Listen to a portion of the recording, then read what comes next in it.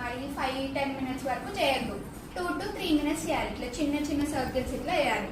వేయండి అందరూ ఇట్లా యాక్షన్ చేయండి, యాక్టింగ్ చేయండి. ఇట్లా చిన్న చిన్న సర్కిల్స్ ఇట్లా కాదు ఇలా చిన్న చిన్న రౌండ్ గా సర్కిల్